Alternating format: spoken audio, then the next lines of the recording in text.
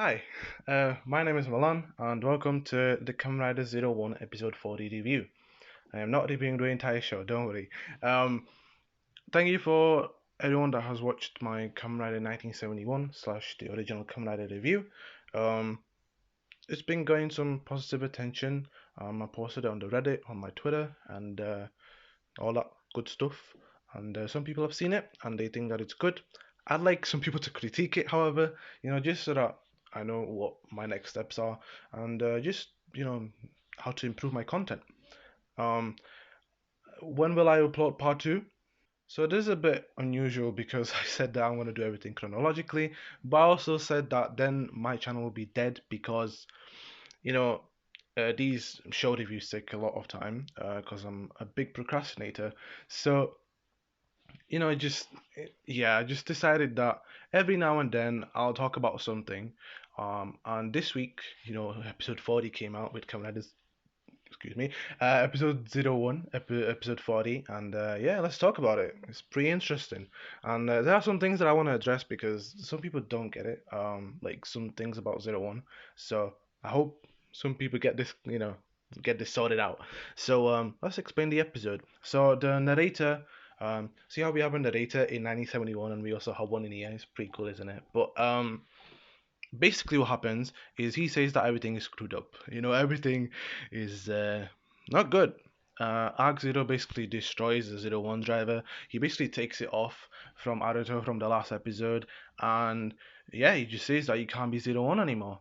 I mean, he's not wrong because of what happens in the episode, but um, yeah. So that's that, and everybody thought that Aruto would die.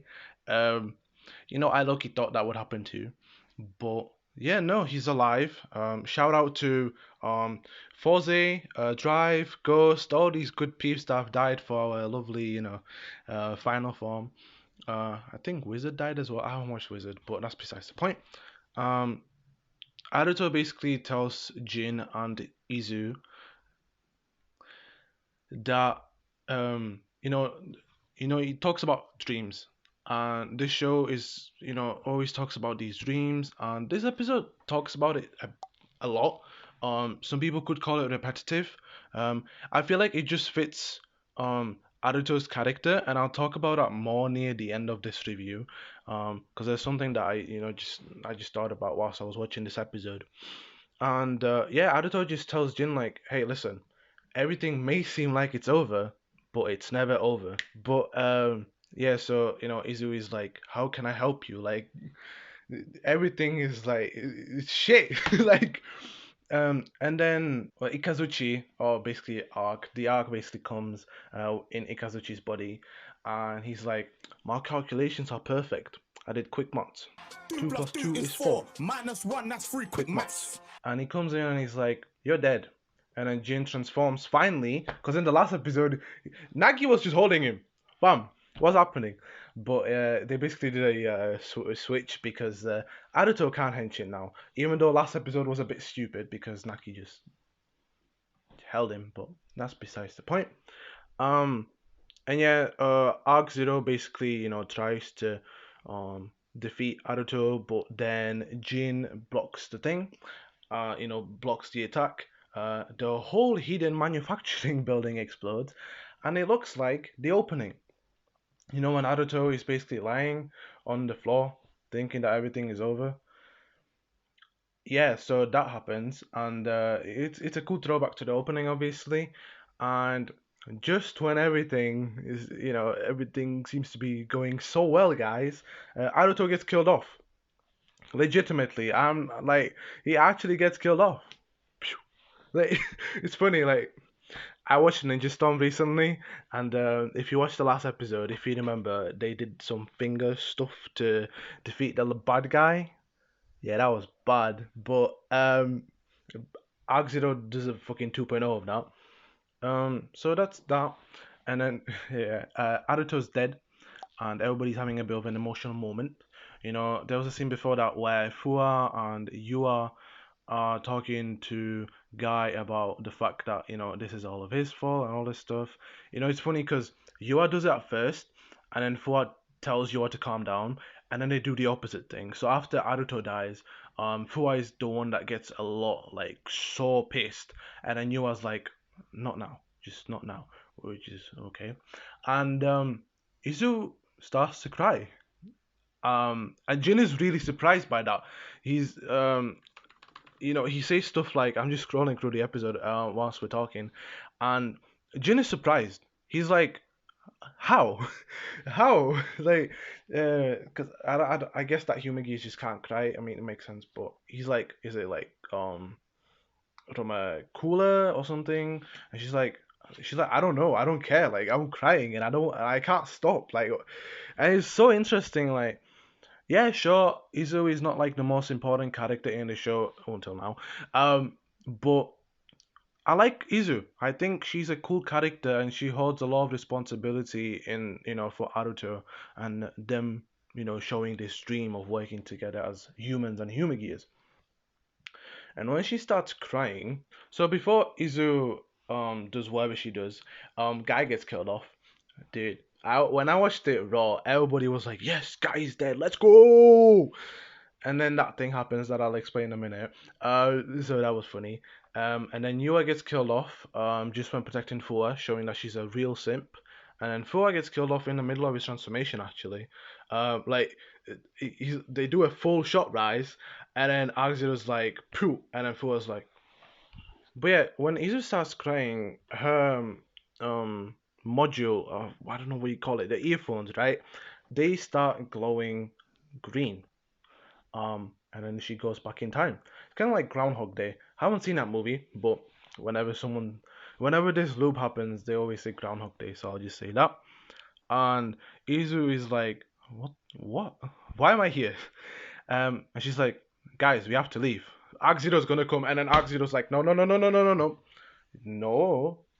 And then Aruto dies again, and then Izu comes back, and she's like, you know, Ark-Zero's gonna kill us. And then Aruto shows the plans for the Zero Two driver to Izu, and she's like, she's thinking about this dream that Aruto has, and his dream of basically wanting humans and human gears to be together. And um, we think that Aruto's gonna die again in a loop. No, the Zero Two Progress key just deflects the shot. That was a stupid scene, like, because the laser whatever, like, it just does that, and then the I have a Progress key, so it just does like it's just like what a bruh. But yeah, so Aruto basically talks about the fact that he made Izu do that. This was part of Aruto's plan. And I'll talk about something as well near the end of the episode. But basically, Aruto planned all of this, and he made Izu go through all of these simulations because when Arc-Zero pulled off the driver from Aruto, what happened was that Zaya and Izu are basically connected due to the fact that Zaya was observing all of Izu's emotions towards, Aruto and his fighting and everything, everything that has happened so far in the show. And when that happened, they were basically connected. And just when Arzuto thought, I just got rid of Zaya, get fucked. Basically, he needed Izu to trigger this new emotion, basically reach some next level singularity, because some people said that she's reached singularity now, but we knew that she had reached singularity for a long time, due to the fact that in episode, I think it was 30, when he transforms again, when he's able to transform again, Aruto, she basically has some sort of singularity, but I think she reaches another peak of singularity in this episode. Tell me what you think in this episode. Tell me what you think about that. And yeah, basically Aruto needed Izu to trigger a new emotion, basically the crying, and when that happened, Zaya was able to turn back on, in her head. And then if you remember when Shining Hopper came out, that thing was plugged into what's his name? Was yeah, Wazu, and instead it opens for Izu and it just comes out and makes the 02 Pro Rescue. So that was cool. And we basically see that the Zero Two unit, or the Zero Two driver, the Zero Two unit is basically the accumulation of humans and human gears, forming as one into this one triangle. You know, humans, human gears, and human gears together. You know, Iron Man. And yeah, so that forms a Zero Two driver. You know, it's funny because he put it on and it says Zero Two driver, and I was like, I shoved a pen lid inside to activate the Zero Two standby sounds, and I turned on the driver, and it still says Zero One driver. So I was a bit disappointed. But yeah, that's that. Aruto transforms into Zero Two, coming out of Zero Two. Road to glory has it's never over. Such a cool jingle. I got spoiled by accident. I actually didn't want to hear this jingle, but I got spoiled. But I was still hyped for this form. It was so cool seeing the two grasshoppers, basically representing the humans and the human gears, I assume, forming Zero Two. And yeah, it was a very interesting fight. We see that Ark-Zero basically is like, oh, I'm gonna calculate this now. And then Naruto's like, I literally knew this from a mile away. Get fucked. Get fucked. Um, and Naruto defeats Arc-Zero.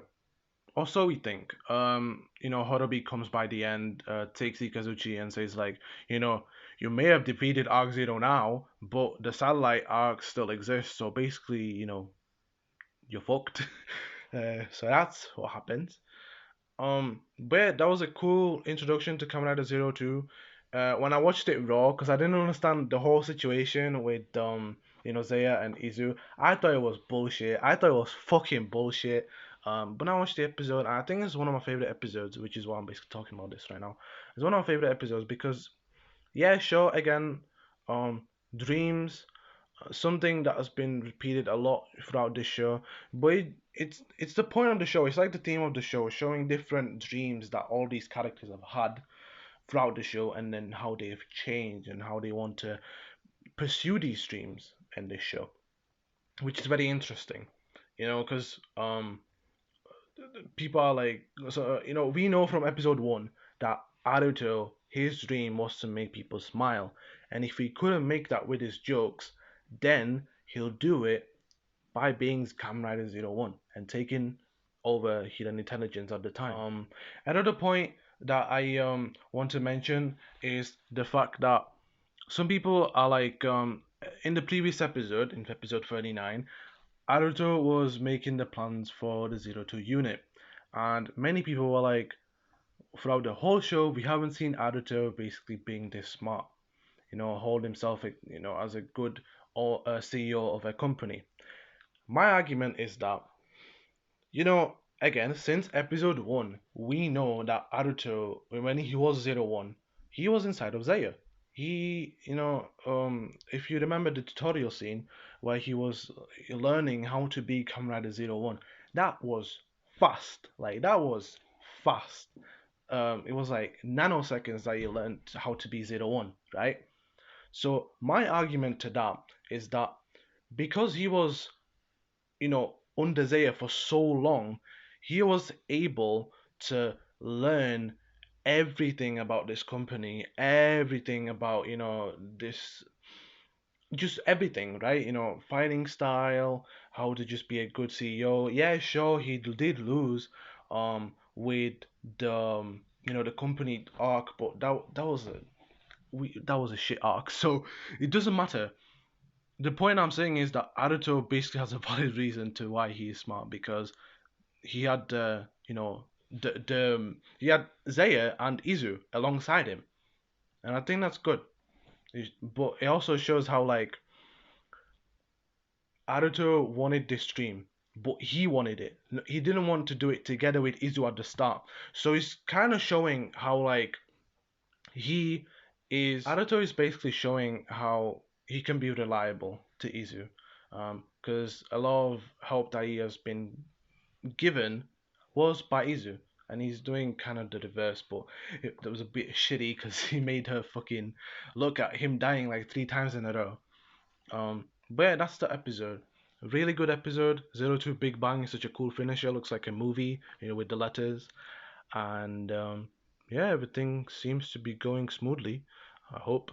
We got a couple of episodes left. Um, and a quick small thing. Just when I woke up, Kamen Rider Saber got leaked with the recent Television. Cool suit. That's it. It's a cool suit. My favorite form is the Peter Griffin suit. Shout out to June, and I'll just leave it at that. And yeah, thank you guys for watching this video. If I make a video, stay tuned. If I make a review of anything Showa, you have to watch it. And that's that. Thank you guys for watching, and I'll see you later. Bye.